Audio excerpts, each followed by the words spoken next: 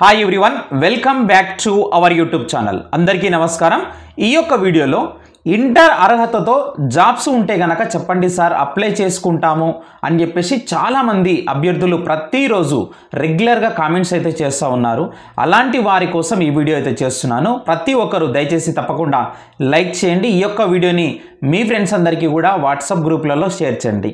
ఇక చూసినట్లయితే మీరు ఇంటర్ పాస్ ఉంటే చాలు, ఇక్కడ జూనియర్ అసిస్టెంట్ పోస్టులకు సంబంధించి మీరు ఖచ్చితంగా ఉద్యోగం సాధించేటటువంటి అవకాశం అయితే ఉన్నదన్నమాట. విద్యాశాఖలో ఇంటర్ అర్హతతో జూనియర్ అసిస్టెంట్ పోస్టులకు సంబంధించి నోటిఫికేషన్ అయితే విడుదల కావడం జరిగింది. మరి దీనికి సంబంధించి అప్లికేషన్ యొక్క చివరి తేదీ ఏమిటి, ఏజ్ లిమిట్ ఎంత ఉండాలి, అర్హతలేంటి, ఎంత శాలరీ వస్తుంది అనేటటువంటి పూర్తి ఇన్ఫర్మేషన్ని మనం ఈ వీడియోలో తెలుసుకునే ప్రయత్నం అయితే చేద్దాం. సో మరి ఇందులో చూసినట్లయితే ముఖ్యంగా కేంద్ర ప్రభుత్వ విద్యా మంత్రిత్వ శాఖ చెందినటువంటి central board of secondary education CBSE అంటాం, దాని నుండి ఉద్యోగాలను భర్తీ చేసేందుకు అర్హత ఉన్నటువంటి అభ్యర్థుల నుండి మరి దరఖాస్తులు అయితే కోరుతున్నారనమాట. సో ఇందులో మరి ఎలాంటి ఉద్యోగాలను భర్తీ చేస్తున్నటువంటి ఉద్యోగాలు ఒకసారి ఇక్కడ చూడండి. సో మనకి ఇక్కడ సిబిఎస్ఈ నుండి వచ్చినటువంటి నోటిఫికేషన్లో సూపరింటెండెంట్ మరియు జూనియర్ అసిస్టెంట్ అనే ఉద్యోగాలను భర్తీ చేసేందుకు అర్హత గల అభ్యర్థుల నుండి దరఖాస్తులు అయితే కోరుతున్నారు. సో మొత్తం ఎన్ని ఖాళీలు ఉన్నాయి సార్ అంటే కనుక మొత్తం ఖాళీల సంఖ్య ఈ నోటిఫికేషన్ ద్వారా మొత్తం 212 పోస్టులు భర్తీ చేస్తున్నారు. అందులో మరి పోస్టుల వారీగా ఖాళీల వివరాలు ఇక్కడ ఒకసారి చూసినట్లయితే ఇక్కడ చూడండి. సూపరింటెండెంట్ పోస్టులు వచ్చేసి మనకు 142 పోస్టులు అయితే ఉండడం జరిగింది. మరియు జూనియర్ అసిస్టెంట్ పోస్టులు ఒక 70 వరకు ఉండడం జరిగింది. ఇందులో మనకు విద్యా అర్హతలు చూసినట్లయితే మరి క్వాలిఫికేషన్ విద్యా అర్హతలు చూడండి. సూపరింటెండెంట్ ఉద్యోగాలకైతే బ్యాచిలర్ డిగ్రీ విద్యా అర్హతతో పాటు కంప్యూటర్ లేదా కంప్యూటర్ అప్లికేషన్స్ నందు మరి నాలెడ్జ్ ఉండాలి అన్నట్లుగా ఇక్కడ ఇవ్వడం జరిగింది. అంటే మామూలుగా డిగ్రీ ఉన్నా సరిపోతుంది, దాంతో పాటుగా మీకు కంప్యూటర్ నాలెడ్జ్ అనేది ఉండాలి అనమాట. ఓకేనా? అదేవిధంగా చూసినట్లయితే మరి జూనియర్ అసిస్టెంట్ ఉద్యోగాలకి ఇక్కడ చూడండి. మరి 12th అర్హత మీకు ఇంటర్ పాస్ అయ్యి ఉంటే సరిపోతుంది. మరి ఇంగ్లీష్లో దానితో పాటుగా అంటే ఇంటర్ పాస్ అయ్యి ఉన్నటువంటి అర్హతతో పాటు ఇంగ్లీష్లో 35 WPM వర్డ్ పర్ మినిట్ అంటే మీకు టైపింగ్ స్పీడ్ అనేది ఉండాలి ఇంగ్లీష్లో లేదా అన్నాడు.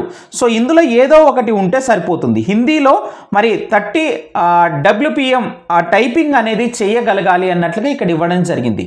సో ఎవరైతే టైపింగ్ ఉన్నటువంటి వాళ్ళు, ఆ యొక్క స్పీడ్ ఉన్నటువంటి వాళ్ళు ఉంటారో ఖచ్చితంగా ప్రాక్టీస్ చేసినా వస్తుందండి. మీకు 1 month అట్లా మీరు ప్రాక్టీస్ చేసినా కానీ ఈజీగా మీకు వచ్చేస్తుంది. గమనించండి. వయసు ఎంత ఉండాలి, ఏజ్ లిమిట్ చూడండి. సూపరింటెండెంట్ జూనియర్ అసిస్టెంట్ ఉద్యోగాలకు అప్లై చేయడానికి కనీసము మరి 18 సంవత్సరాల వయసు అయితే ఉండాలి. అదేవిధంగా మరి ఈ యొక్క ఉద్యోగాలకు అప్లై చేయడానికి గరిష్ట వయసు ఎంత ఉండాలంటే 30 సంవత్సరాల లోపు ఉండాలి అన్నట్లుగా ఇచ్చాడు.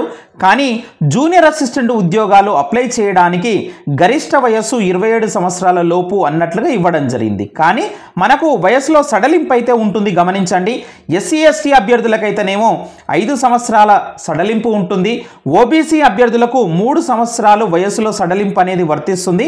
ఇక పీడబ్ల్యూడీ క్యాండిడేట్స్ ఎవరైతే ఉంటారో వీళ్ళకి మరి 10 సంవత్సరాలు వయసులో సడలింపు అయితే ఇస్తున్నారు. ఇక్కడ గమనించేటటువంటి ప్రయత్నం అయితే చేయండి. మరి ఏ విధంగా ఎంపిక చేశారు సార్? మనం ఆన్లైన్లో అప్లై చేసుకున్న తర్వాత మరి ఎలా ఎంపిక చేస్తారు అంటే కనుక సూపరింటెండెంట్ ఉద్యోగాలకు MCQ విధానంలో మరి ప్రిలిమినరీ స్క్రీనింగ్ పరీక్ష మరియు డిస్క్రిప్టివ్ రాత పరీక్ష అనేది నిర్వహించి ఎంపిక చేయడం జరుగుతుంది.